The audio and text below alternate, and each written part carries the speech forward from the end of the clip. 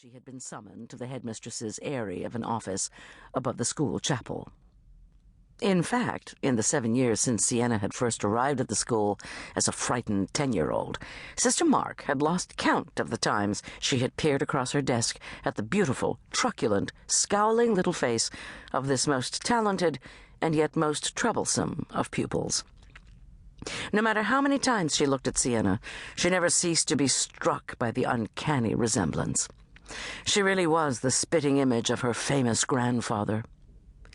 As a young girl in Connemara, Sister Mark, or Eileen Deneen, as she was then, had always had a bit of a soft spot for Duke McMahon.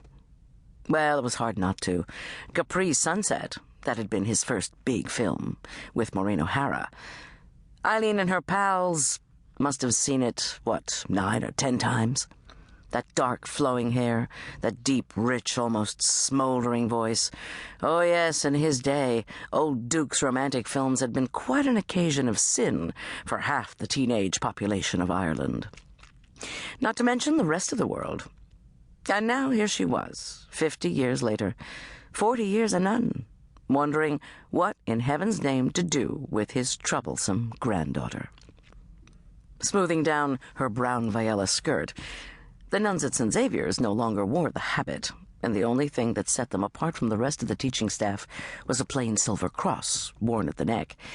She moved her mahogany chair back a couple of inches and fixed her gaze once again on the enigma that was Siena McMahon. For some reason, the child had never really settled in at St. Xavier's.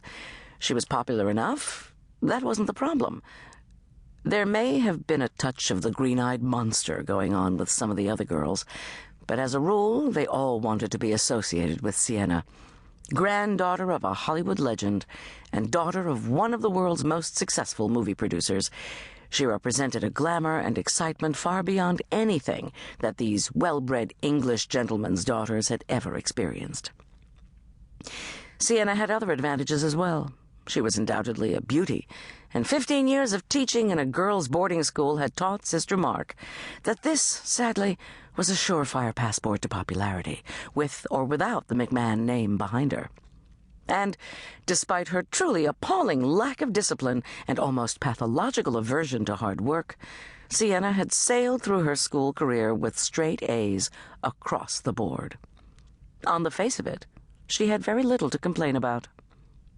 Even so, it didn't take Einstein to work out that, for all her advantages and talents, the girl was deeply unhappy at school.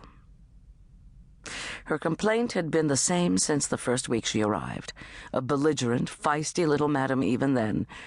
She wanted to go home. It was this that Sister Mark found particularly odd, since it was obvious Siena profoundly disliked both her parents. Tragic, really.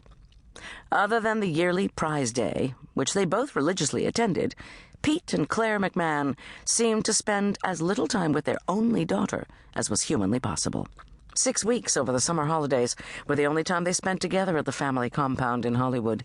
Siena never flew home for half-terms or the shorter holidays, spending her breaks instead in the charge of a Spanish housekeeper at her parents' Knightsbridge flat.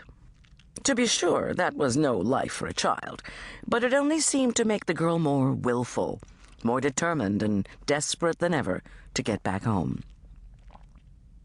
Looking across at Siena, Sister Mark noticed she was biting her lower lip, a childish signal of nervousness that looked out of place on the womanly 17-year-old she had become. A previous generation would have described Siena as buxom, but nowadays the girls seemed to interpret that as fat. In fact, Siena had a small frame dominated by a very curvaceous bust, to which her blue uniform sweater clung almost obscenely.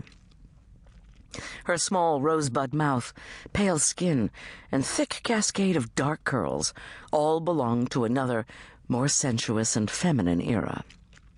Only her eyes, two dark blue flashes of ruthless determination, gave her otherwise angelic face its modern, edgy twist.